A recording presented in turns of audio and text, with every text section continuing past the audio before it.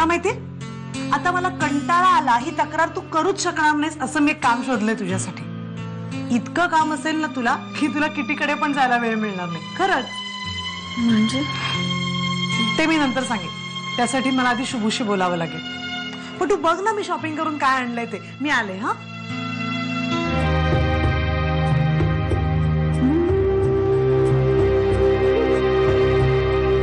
पण इरवी, समीर तुझ्याशी खोटं बोलावं असं कसं वाटेल मला. पण सांग ना, मी काय करणार होते? कुठून भरणार होतो आपण ते 10 लाख रुपये? Yes of course. हो, आज रात्री जायचं ना आपल्याला फ्रूट सॅलेड खायला आणि एक शॉर्ट ड्राईव्ह.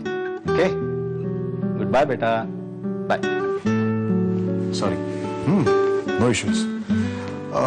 मला एक सांग अमोक, आता इथं मी आहे त्यामुळे काहीच प्रश्न नाही, पण समजा परक्या माणसांबरोबर तुझ्या क्लायंट्स बरोबर मीटिंग्स मध्ये वगैरे असतोस आणि असा फोन जर तेव्हा आला, काय करतोस रे? यू नो शुभंकर, मी असाच वागतो. कोणाला काय वाटेल आय जस्ट डोंट केअर. माझी मुलगी माझा जीव की प्राण आहे.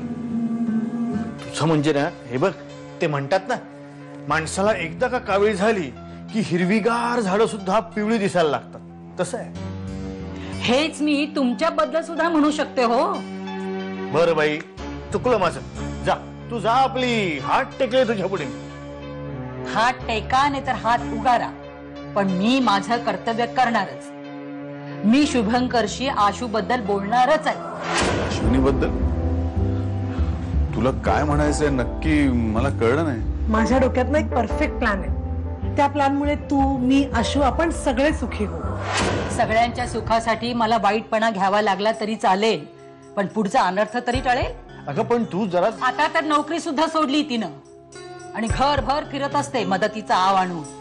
शुभंकर, ओके, आता सस्पेन्स कशाला ठेवते? सांग ना, काय तुझा ग्रेट प्लॅन? काय सांगणार असते ना? आशू या घरात राहता कामा नये. तिची व्यवस्था दुसरीकडे करा, पण शुभंकर पासून तिला दूर ठेवा. आशू तुझ्या बरोबरच ऑफिस मध्ये काम करेल. त्याचा फोन येईल बघ तुला सॉरी म्हणायला. आणि तू कशाला घाबरतीयस? मी आहे ना तुझ्या पाठीशी. समीरचा कान धरीन तुला रागवला तर. आई,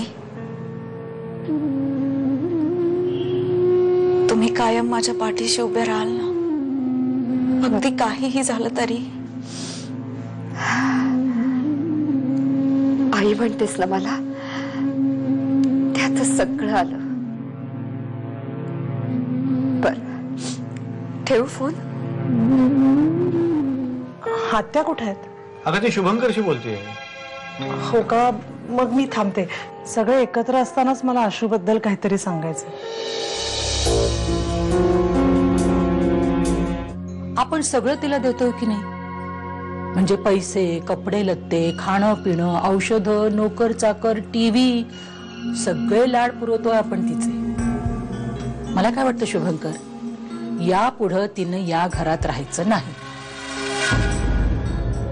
नाही, तशी आपण तिची व्यवस्था करूच. आता सरोगसीचं म्हणशील ना, तर आपण काहीच करू शकत नाही ना. पण माझी एकच इच्छा आहे शुभंकर, तू तिला तुझ्या नजरेपासून दूर ठेव, बस. अगं मिताने असं ठरवलंय की म्हणजे आम्ही असं ठरवतोय की अश्विनी आता माझ्याच ऑफिसमध्ये काम करेल, माझी सेक्रेटरी म्हणून. हे बघा, आधीच्या डेटचे जे काही प्रॉब्लेम झाले असतील तर ते पुन्हा होणार नाही याची अश्युरिटी देते मी तुम्हाला. हो, अहो मी ही काय बिल्डिंगच्या खालीच तर उभी आहे. हो हो हो, नाही भेटल्यावर. अच्छा,